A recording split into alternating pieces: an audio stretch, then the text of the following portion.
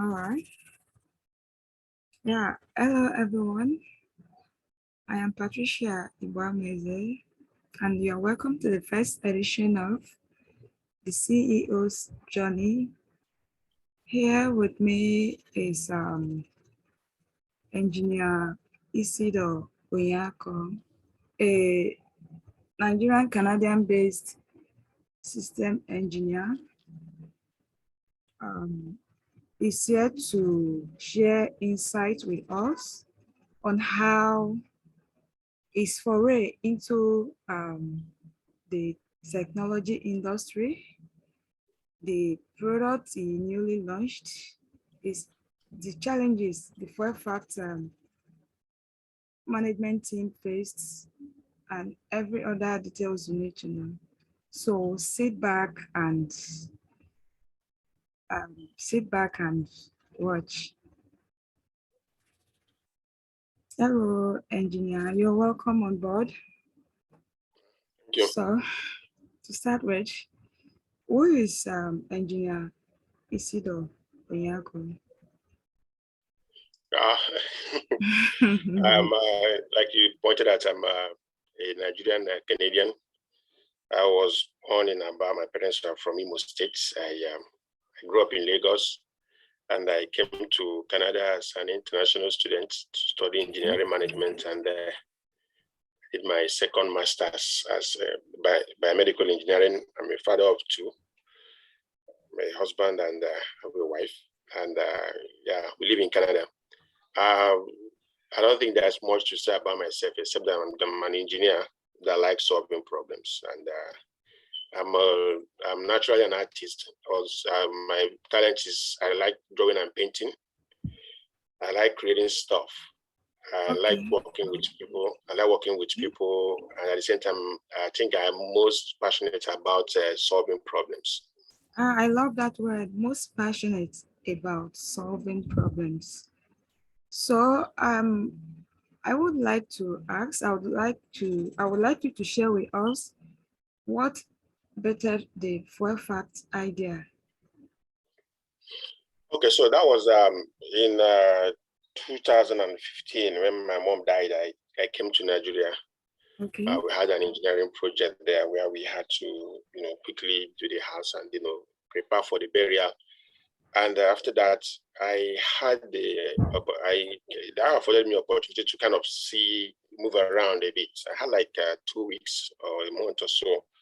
I moved around in Forecourt and the East and in Lagos. I was able to get a better understanding, before I come to Nigeria, like you put it, I just leave.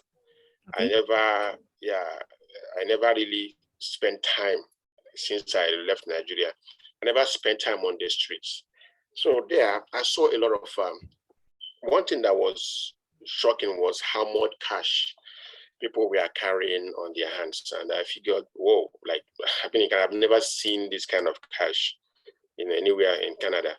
So, and I was wondering, so how are they able to do businesses? And because I know if that cash is in people's hands, it's hurting the economy. That one I know for sure. So it was easy for me to connect how Nigeria will struggle, with that volume of cash in circulation, right?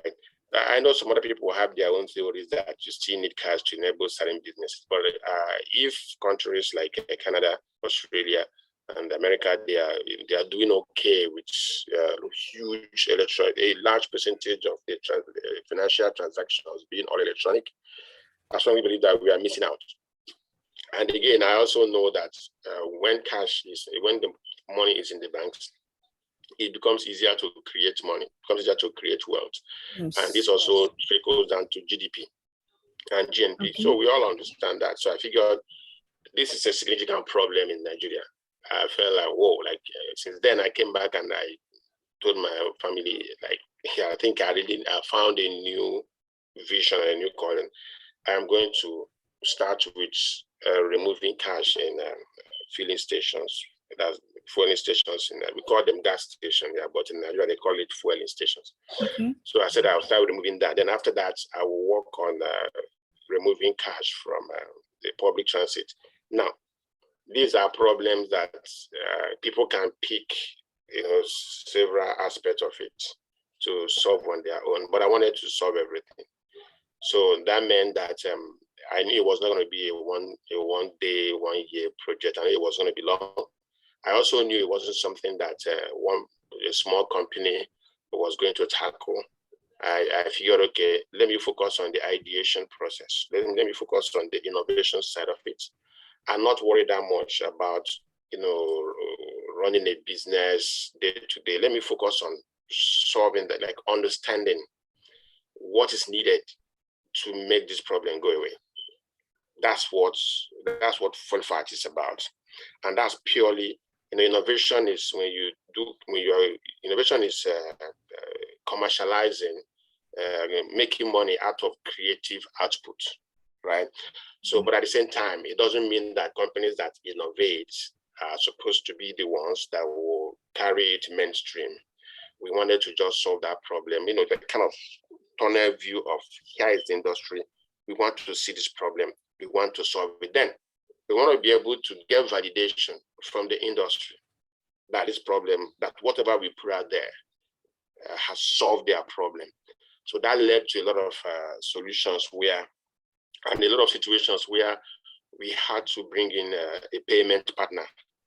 Obviously, there are a lot of certifications. We needed to bring in players in the industry, right, who are giants in payment, and InterSwitch is one of them. We approached them. Other companies approached us when we started developing. We went into the lab and started doing stuff and showing people what we are doing. InterSwitch was the first one that said they were also interested in whatever we are doing.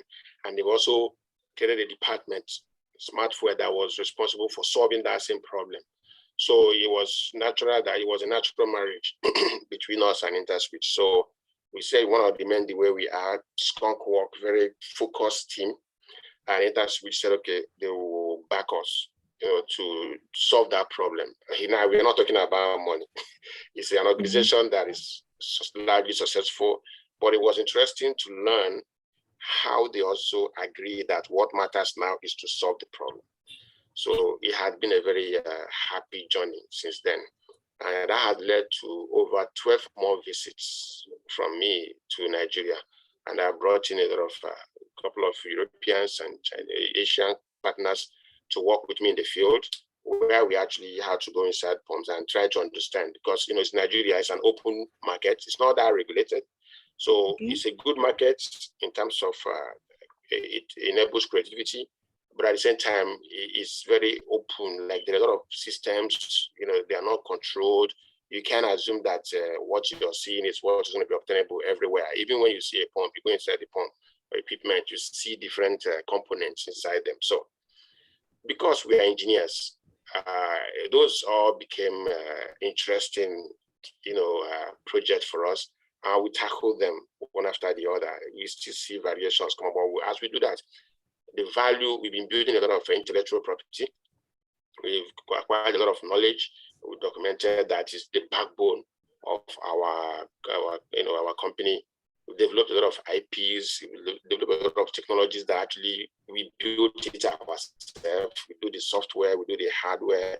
We also stretch out the process and then get the right people, define the right roles to support the respective components of the product delivery we are doing.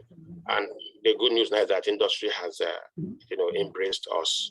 So FuelFACT is a company that just focused on solving problems. And the more we solve the problem, the more industry will be like, wow, we actually can trust this company. Having a highly regulated industry like that, to trust us and to welcome us, that's perhaps the biggest success we have.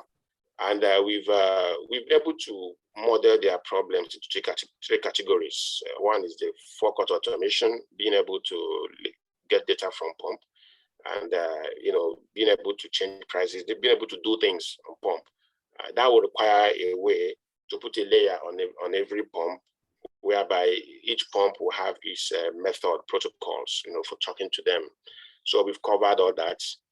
That's Forecourt Automation. Then we also found out that the industry want to be able to know what is inside their tank. So you sell from the pump, but the product go inside the tank. They want to know what's going on inside the tank. So that's WetStock Management. So that's a big knowledge area on its own. So we also consider that as a bucket, in our value proposition to the industry. So we cover that. Now there is also payment, of course, which is the original reason why we got into the business. So that will require us, somebody pays money, you should be able to tell the pump to start. So the way we see it is that for FuelFACT to be able to, people put POSs at filling stations today, people do. Yeah. But there is no link. Yeah, there is no link between that payment you make on your POS and the actual dispensing transaction going on. So we bridge that gap.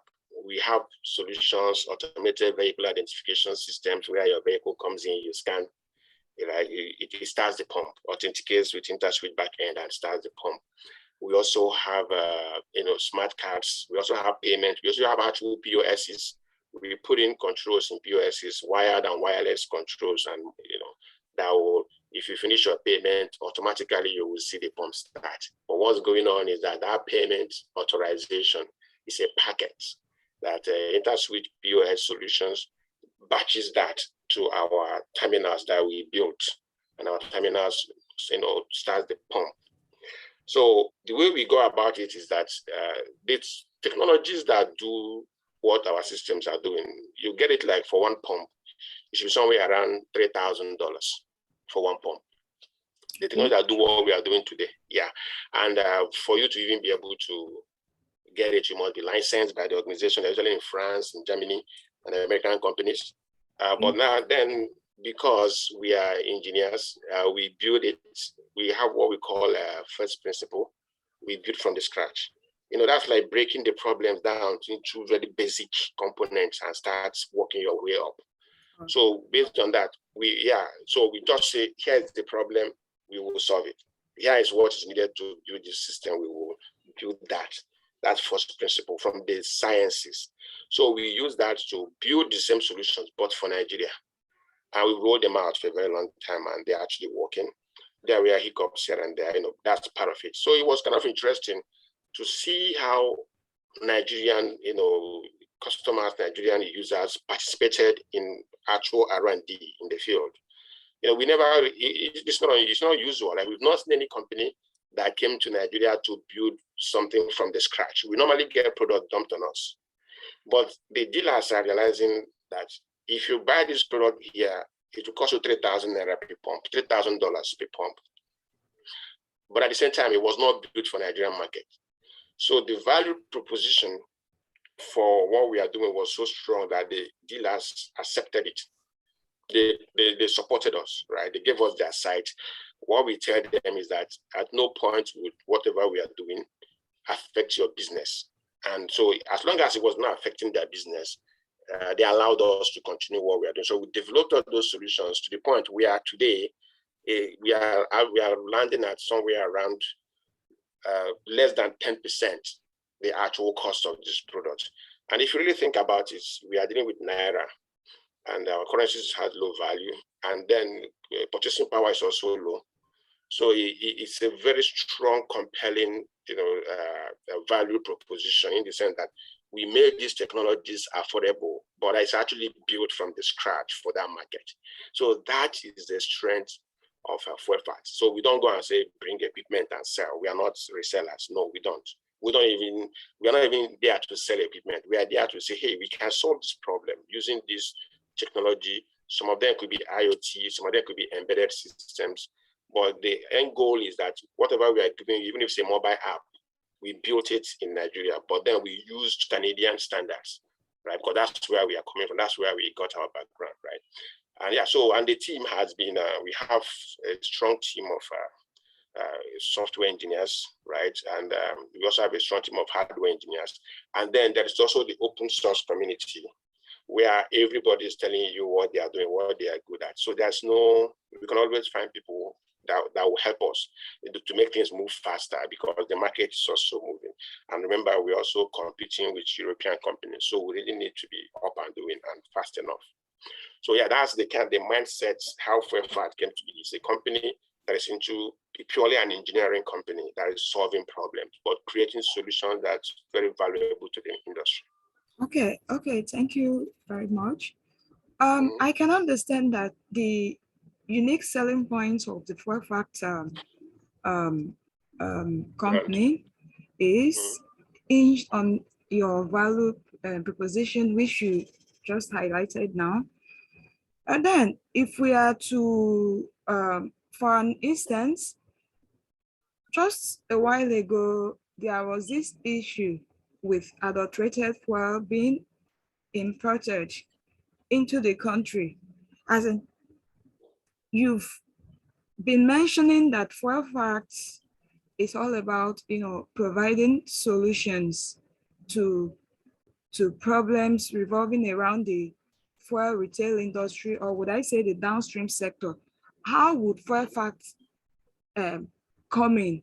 Like, if you are given, if you are given the platform to solve that problem that we had a while ago, as how would FuelFACT solutions have prevented it?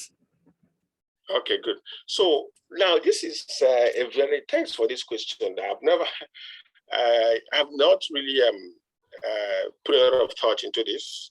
However, recall, obviously, we can't deal with everything at the same time. Definitely. This problem is an outlier. It has not really happened before. So, however, there is a problem that is common in the industry. And the problem is like some regions in Nigeria, there's something we call leak detection, right? Okay, so I don't know what is it about. You can break it down. Okay, so sorry. Yeah. Okay, so we have a technology today that is for liquid level monitoring. Okay. That's the one I mentioned, WetStock management, right? Part of WetStock management is to know what is inside a tank. But remember, when you see a tank, right, even if you go to buy for it, they will tell you alcohol content and all that. Most of this alcohol, they end up becoming water, like, via chemical reaction or with some physical reactions.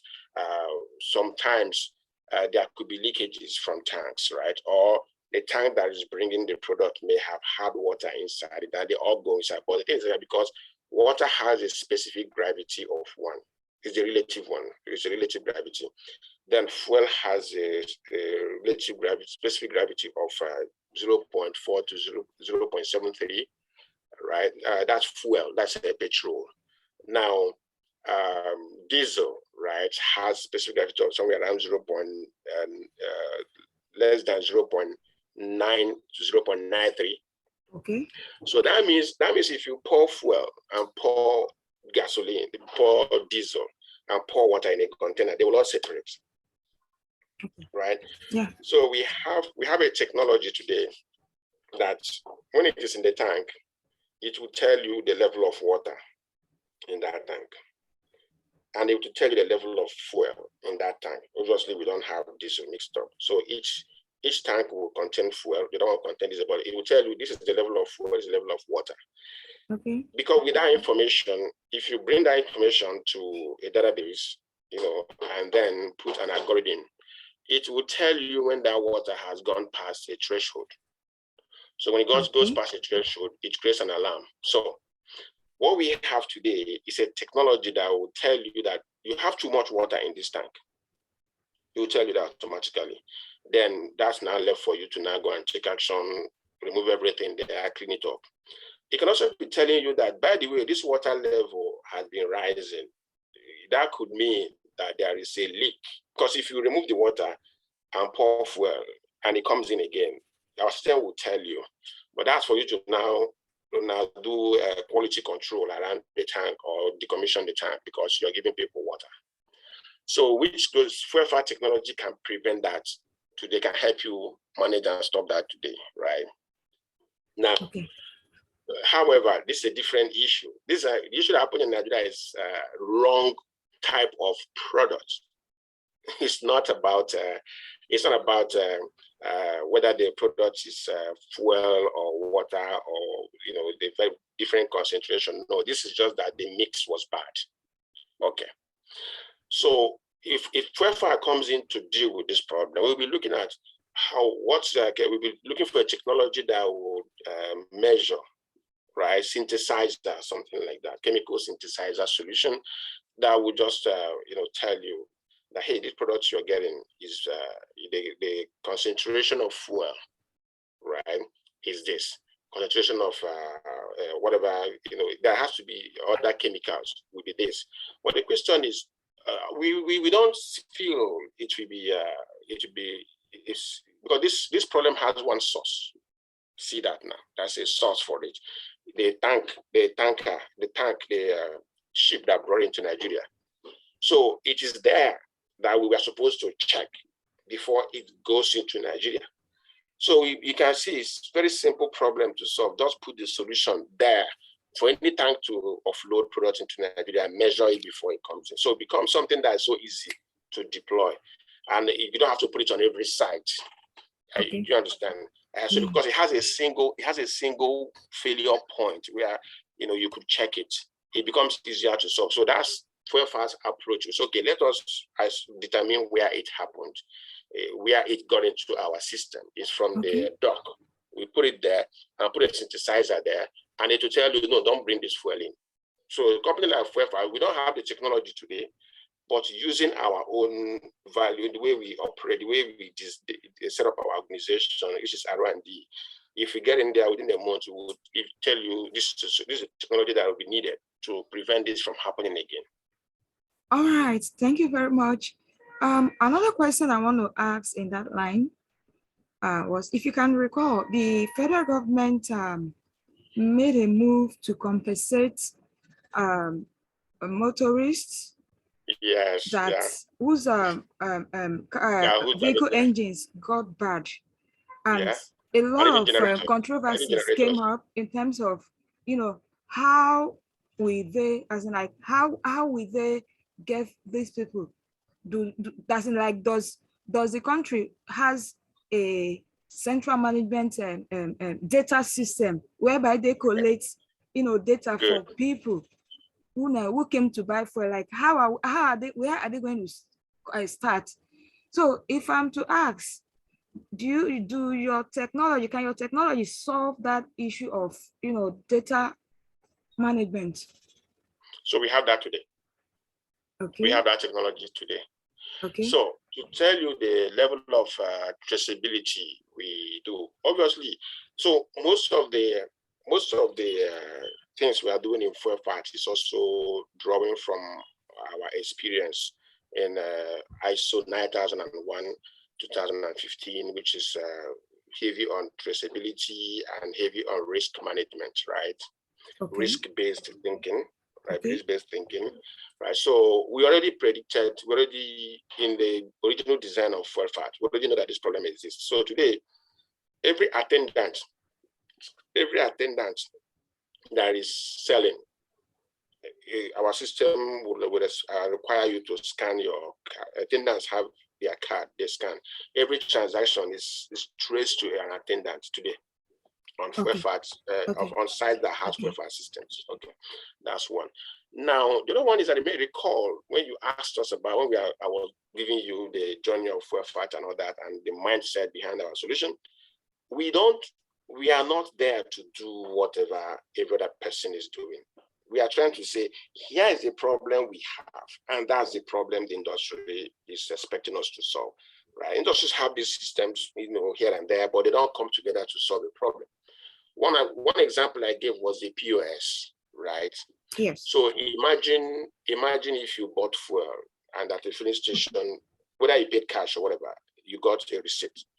But that receipt from our system, whether it's logged, attached to or linked to your mobile app, right, or your POS, the question is, how do somebody that goes to a filling station buy fuel, and then if the person comes back, says, I bought this fuel, do you have a system today to tell you that this is exactly the fuel this person bought, and this event occurred at this time this or this time. date. Okay. So FuelFACT system already has that built in. Now, if you, let's say, use an example of POS, we know that not everybody will have, some people will have cash, but let's just use POS as an example, right? Remember, that's what we are going towards cashless, transactions at filling stations. Yeah. So imagine a situation where you buy fuel, and once you finish payment, there is a transaction reference. More like if you do your POS, you will see it there. If you do your mobile transaction from any bank, you will see transaction reference. Now, consider that this, if you use your bank app to buy fuel, from which you can do today from any FuelFACT station, it will transmit that information, especially that reference to our own, to FuelFACT terminals. FuelFACT terminal will authorize the pump and then get a transaction reference for that authorization. Then at the end of the day, say, okay, this authorization is for 10 liters of fuel on this date by this attendant, but here is the ID. Then it links it to the transaction reference from the bank, right? And that's it. So you know what's going to happen? Recall that even that transaction itself is also linked to a delivery event using our WetStock Management system. Recall, right? Remember the one I told you that tells you what's inside the tank? There is a delivery event when the truck brought in the fuel. Our system captures that transaction, the WB number, the invoice for that truck that brought in that fuel. We have all that link. So what's going to happen? We'll give the bank. The bank will come to us. We give them reports that says here is the truck brought in this fuel. This fuel went into this tank, right? This tank is linked to this pump. This pump sold from this fuel on this date to this transaction ID, which is linked to a reference from a POS payment, as example. That's it. The person would just see the money returned back to the account. So the thing is that today we have that technology, and that has been what FuelFACT has been doing with InterSwitch. InterSwitch is looking at the whole banking industry. They are the gateway, they are the giants, right? They understand all this. But they're trying to say, okay, how do we extend this extreme level of capability to whatever is happening in filling station? And we say, we got this. So that's why they are investing in what we are doing, because we have that mindset. So yes, with what I described to you, it will just be a report and government will be able to pay people back that money. People don't even need to say anything about it. So the question becomes, is this system everywhere now? Now people are learning that, okay, this system should now be everywhere. So that's the next phase we are going. Okay, thank you very much. You're welcome. The next question, what are, in terms of, because I know for every businesses, there are competitors. Yeah, before the FuelFACT technology came on board, or before you launched, there have been some companies that are doing, things that FuelFACT does, maybe similar. It may not be same, but similar. So how do you, how do you manage the competitors? How do you balance, the competitors? Okay, so nobody's doing what we are doing. Okay. So nobody's doing what we are doing. So the other thing is that we are Nigerians, but we are Canadians, right? And Canada is known for high tech, right? Most of the technologies you see, even most of the technologies that were used to tackle COVID-19, we are mostly developed in Canada. So we are exposed to R&D and innovation, right? So that mindset is what drove FuelFACT. So innovation could be something is expensive, it becomes kind of unaffordable to people who actually needs it. Innovation could be to, people call it re-engineering, but we call it start from first principles to build one that remove those layers, because these things are not necessarily that expensive. But if I get it from a company that has been acquired by another company, meanwhile, the patent is really, the patent could be over, patents expire, which means that you are free to use it. Yeah. Most of them are like that. because we have the background, right, to develop these solutions. Yeah. We build it from the scratch. And then the fact that we're building from the scratch does not mean we will ignore the validation, the qualification, certification requirements. Okay. We take care of all that. But those products becomes less expensive. Nobody is doing it in Nigeria today. Even the Asian companies that are coming in, Chinese companies that are coming in, they are not able to do it because they are not Nigerians. We go there, we stay there, we know everybody, we speak the language, we understand the problems, and we solve provide a very Nigerian-centric solutions. So that goes to say, if we are not, most competitions we see, there are people that go and bring products from abroad and they become their representatives, right? So that's also an aspect of engineering, because you have to learn about the technology, and in learning that you become an expert in that area. But that's mostly an expert in deploying and supporting technology, right?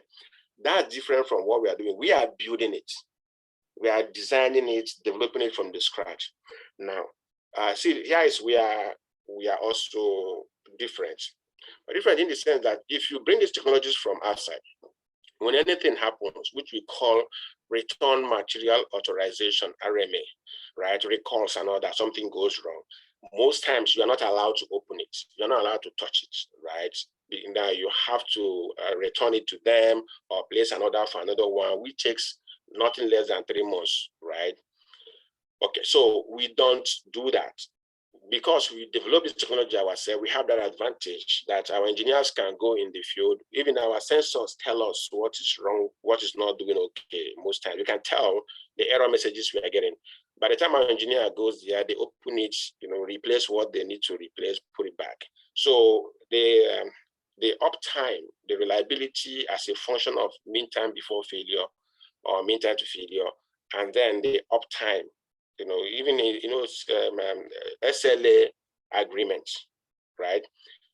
Service level agreements we have, we tell you you can't be down for this month. So we're actually able to effect that because we build this thing on our own. Our engineers go there, they replace it, so it's kind of strange that people don't know it's happening today, which is fine. We are the first company that is doing it, so we are not their competition. Another area where we are excelling with competition is in the mindset of our technology. So I mentioned FCA, Forecourt Automation, WetStock Management, and payment.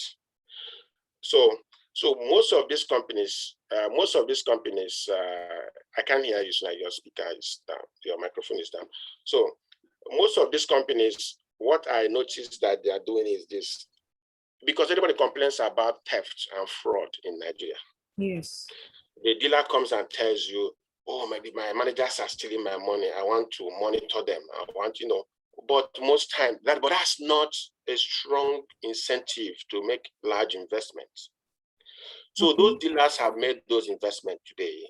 And what they succeeded in doing is once they found out that their managers stole like 300 liters, 200 liters, they start arguing, they claim that it's the software that is bad. How do they know that the software is correct? All that nonsense, it happens, right? It happens today when our competition, right, rolled out their technology. But we tell them, no, our job is not to monitor. It's not to monitor the managers or, monitor the attendants. No.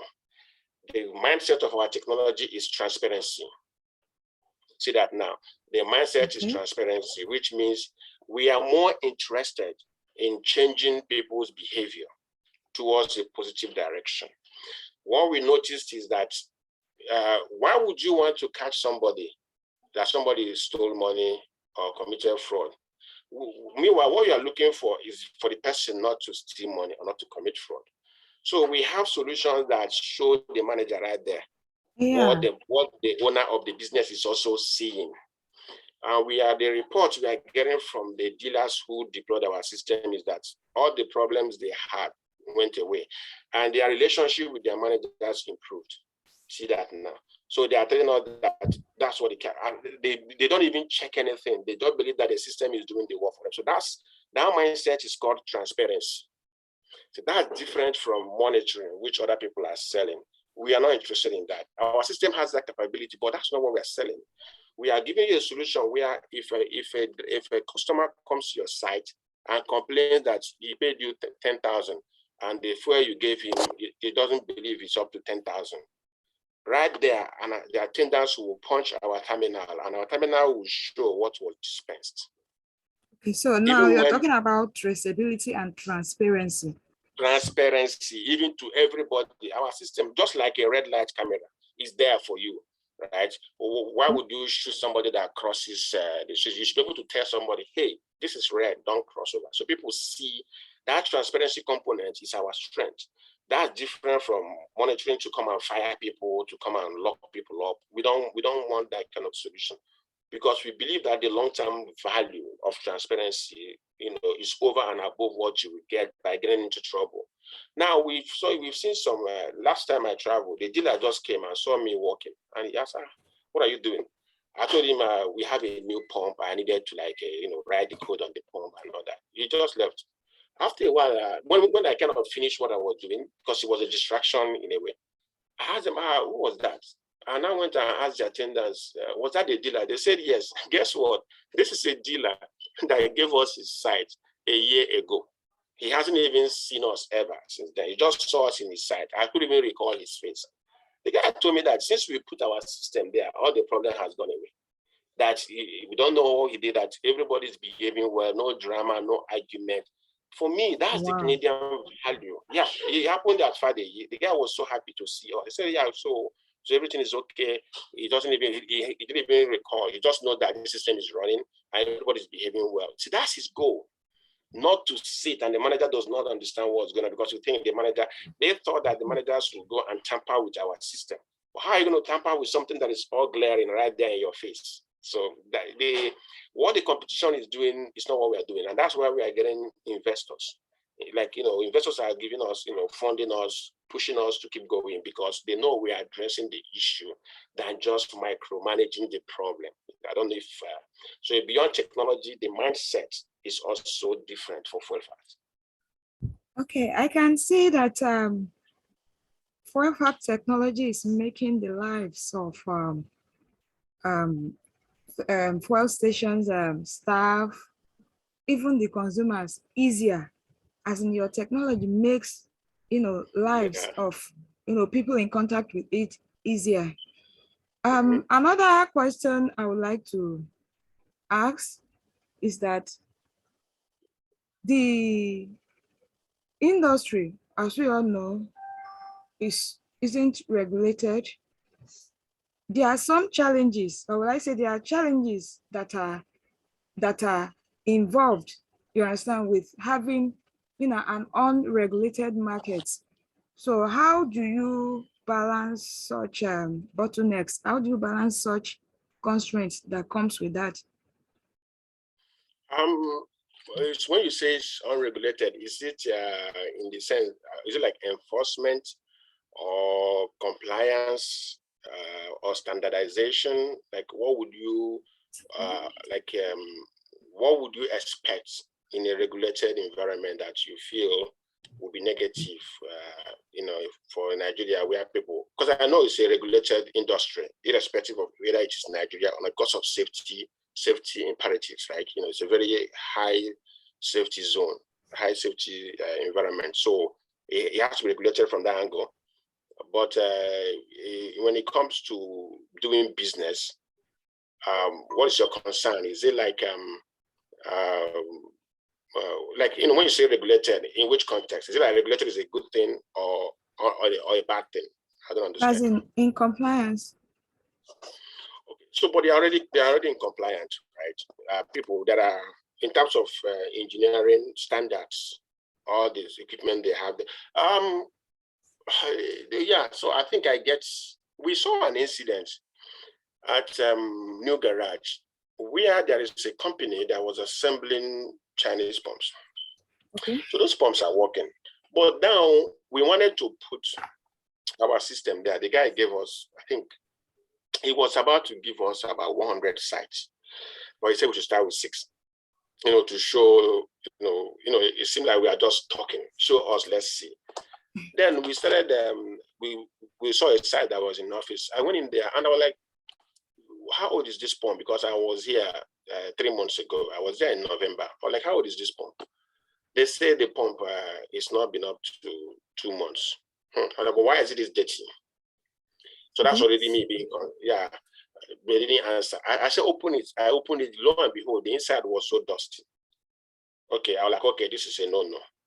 You see, this is where the regulation comes in. We do not know if the people who are also assembling these pumps actually understand that their work is also regulated, or is actually in the scope of regulation because of safety. Yeah. Yeah. So I told them this is a no-no. And I was like, okay, I can't put my system here. Because now, if anything happens, it may affect my system. I don't even know which issue was caused by my system. But being a Canadian engineer, because, you know, in Canada, engineers have a sense of obligation. Like, you know, we are duty bound. When you see if you see a bridge that is not good as an engineer in Canada, you're supposed to say something about it. You're supposed to evaluate, take a picture and report that this bridge is not good, because people will die if the bridge collapses.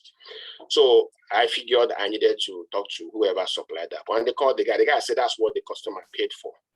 I'm like, no, the customer did not pay you for water to be inside his pump. He didn't pay you not to put gaskets, right? Not to put seals in his pump. And I actually took a picture of where the seals were missing. So it did not have anything to do with the type of pump. These are requirements. You need to be able to seal so that water and gas does not get in. So I told the guy that he should go and fix it. If he does not fix it, I may have to bring it up with the dealer. You know, the guy was just laughing. He thought I was joking. The next day I came there, and I saw after like 1 week, actually a week and a half, when the dealer called us to come and discuss the contract, I said, Baba, one of your pumps is giving me concern. That pump will damage. It's just a matter of time. All those pumps, they are not assembled properly. And I need you to get the dealer, whoever sold it, to, you know, do. I told him what did I. He said, how do we know that those pumps, they don't work now? Within 1 week, they stop, you know, they don't work. And I was like, he's now told me that, I told him that water will go inside the pump and create problems for the electronics and the pump will not work. He said yes. And he called the guy. When we came down there, we found out that, lo and behold, because a canopy, the side of the pump, which water gets into, you know, canopy cannot cover everything. Whenever there is rain, that side will start working. When the rain dries, it starts working. I was like, I told them to see, the guy was now complaining, you know, why did I tell Baba? I was like, you guys don't get it. You call yourself an engineer. There are things you should never do. This is wrong. So let's fix it. You know, and by the guy, I thought I was joking. I was like, okay, now I'm concerned because you were supposed to support my technology, but we won't allow you to do it because you did not exhibit, you know, that professionalism and competence that we need for somebody. So either we uptrain you, or we tell the guy to find another engineer for us. We're not even talking about his pump. I told him, your pump cannot run this way. Baba cannot take your. If I come back here again and see the pump, I will tell Baba, stop using this pump. It's as simple as that, you know. So anyway, so we left. So I used that as a teachable moment for my team to tell them that this is what, you know, we can't work like this. Now, when you talk about being regulated, it's kind of, you know, as in Canada here, no engineer will do that. You need to regulate an engineer when an engineer will not release such. Things happen, but not something that is so glaring. So yeah, so regulation is, excessive regulation could be problematic because now people will not have flexibility to be creative. But at the same time, there are certain things that should come by virtue of this is your ethos, this is what you trained as an engineer to do. Yes. So on that, regulation is required. So FuelFACT, you know, understands all that, and they obey. I would not have any incidents that regulation would have covered. Okay, Engineer Isidore, imagine you launched a product recently and the product failed to meet the client's expectation. What possible callbacks do you put in place for okay, so there is nothing you can do about that because most times it is contractual, right? Yes. However, as part of our journey, obviously you can see we are engineers. We are not petroleum engineers. We are just, we are just engineers that build stuff. So we didn't understand most of the stories they were telling. We are just building stuff. So there's a difference between building a technology. A technology is not a solution. A technology does something. But when you use that technology to solve a problem, it becomes a solution, right? Okay. So what we are not doing now is when we have our engineers, we have moved past the lab around the context, right? Our system has become a lot more stable. We are now, for us to contract with you, for us to even allow our systems to be deployed at your site, we will ask the dealer, what do you want to achieve with a system like this? At least we need to hear that that's your minimum requirement. So we have companies that told us that most of these things we are talking about, in the way it was presented, laser scanning, automation, WetStock Management, they presented to them. But your question is valid in the sense that they said that when they deploy those systems, sometimes they are not reliable, which is a different conversation. Some of them are reliable. They do what they say they are coming to do, right? But usually after time, right, the business checks, did we achieve our objective for investing these millions of naira dollars in this? And the guy told me that today Nigeria does not have this technology widely spread because the objective was not achieved. He told me in all of them, the objective was not achieved. So, which goes to say that we need to be asking that question upfront, right? To know what is the objective before we even put our solution there. Before we are just solving problems, we are just dealing with hardware, software, how does it communicate, IoT and all that. But today we are asking, what is it you want to achieve? And we found a dealer. So to give you an idea, we came to FuelFACT town. We have a major dealer. The guy, they gave us an appointment. We were there. There was a board. We are just talking. They are just looking at us. The guy now told me one thing, that this technology we have, did we make it? We said yes. Did we really make it? We say yeah. We showed him everything.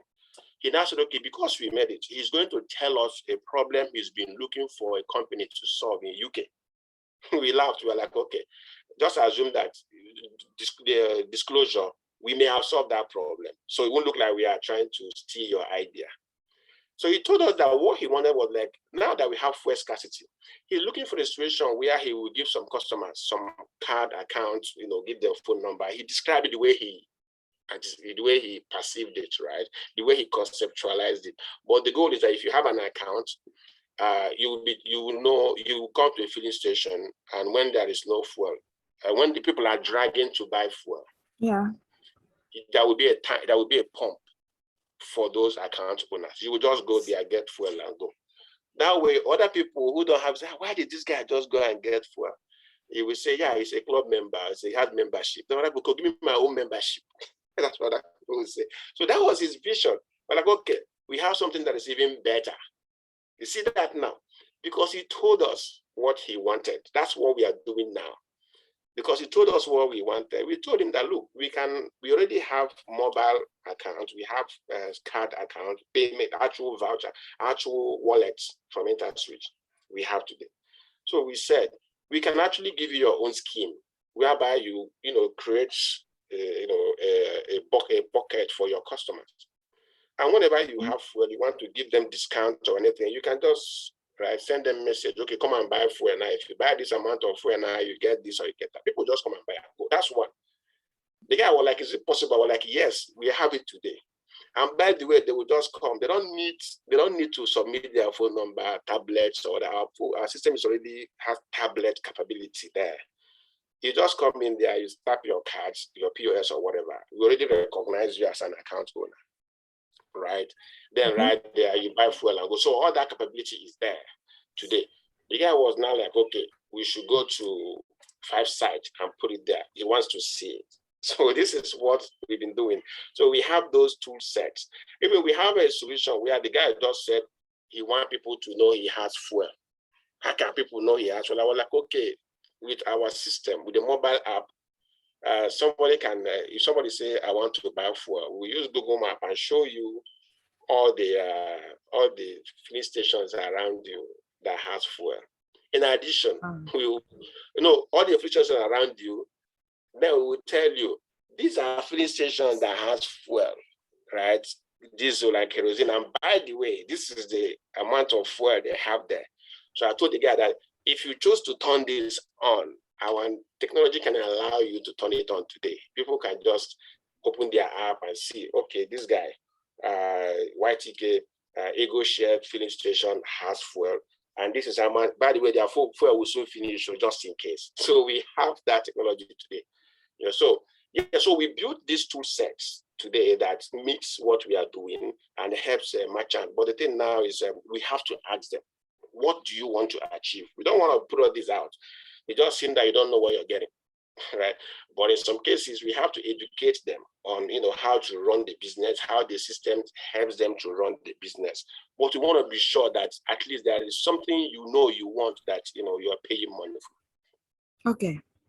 Okay, thank you very much.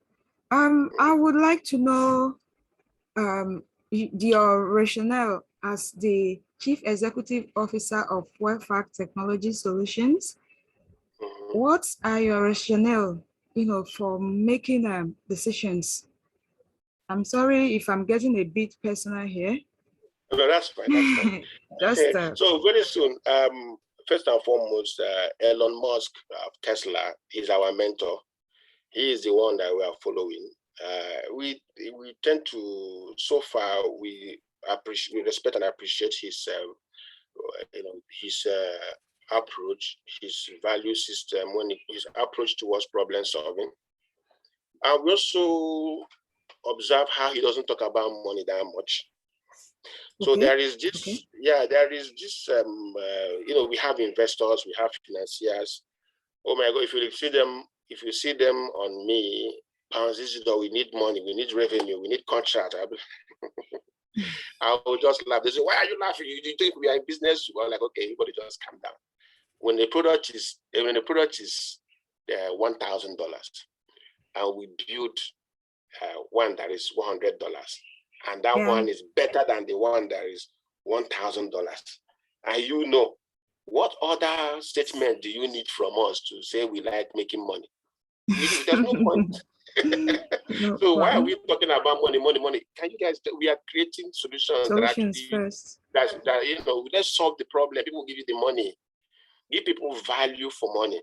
So an example is there was this guy we went to do work at his site, and he showed us what we call calibration charts. Remember when I talked about the WetStock Management system?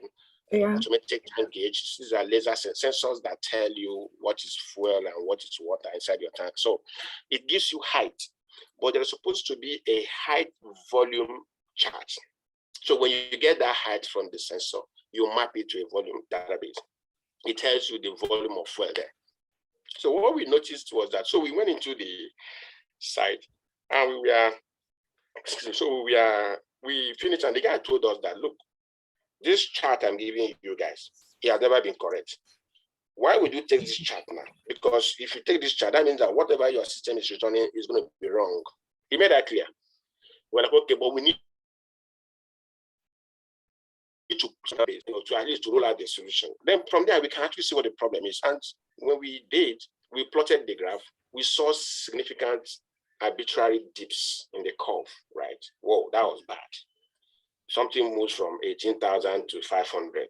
How that possible? So we should move from 18,000 to 20,000. So that was a lot of upwards, not downwards. Yeah, and now even in that chart also there was shift in the chart, which means that chunk of data are displaced. So if it displaced, whatever you're getting from then on is wrong.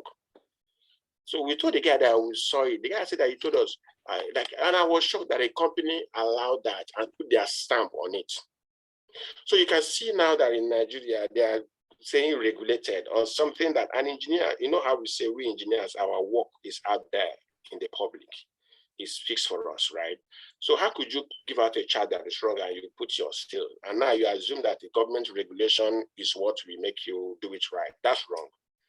That was kind of interesting. Now the guy said that he wants us to recalibrate the system. We are like, whoa. He said, if you give me the data, it should be wrong. So do what you need to do. So you could see that meant that this guy I had to make a decision right there that we need a digital or laser calibration system, which is different from the one they're doing there. And now we figured out that the solution I just determined we need is $60,000. One module, 60,000, one camera with $60,000. Okay, so we had to build it. We went back to first principles. And today we have a concept that uses, most of this technology they adopted come with more stuff you don't need. That's the value of doing first principles. So we are going to be using LiDAR. We're going to be using some other technology, image segmentation and all that. We're going to be using them to build that same system and validate it. It's going to be costing us roughly around $300. That's as against $60,000. So we can build it for $300. Yeah, so what we are planning to do now is to say, okay, we are going to be giving it out to technicians, say free. Wherever we are going, please go and calibrate it and make sure the data is correct. Now, why we are looking at doing it that way is that if we don't, nobody will do it. So we know that we are solving a problem, but it's for us to bring our technology in. There are certain things the industry needs today that, we may have to do it for them so that we can actually clear the road for our technology to deliver its value. So you can see how these are things that influence my decision. How important is that problem we are trying to solve? And importance cannot always be quantified with money, right? There are intangibles. There are intangibles. How are you going to put a price on this 150,000? What's that? It's nothing. But if you don't do it, you will not get the millions you are going to be getting from that dealer. So you might as well just, solve that problem, take it out of the way. So there's a lot of that in the industry. And it used to be European companies who built these things for us. So FuelFACT is now here to say, okay, we are going to do it. They are going to meet the same standards, but we don't expect it to be as expensive. So that's what we are doing. So that influences my decision. Money is the overarching, that everybody is there to make money. But how it empowers the business, how it promotes, the status of FuelFACT, and now how it moves the industry along. Those things, I put all those together when I'm trying to make a decision. Okay, thank you.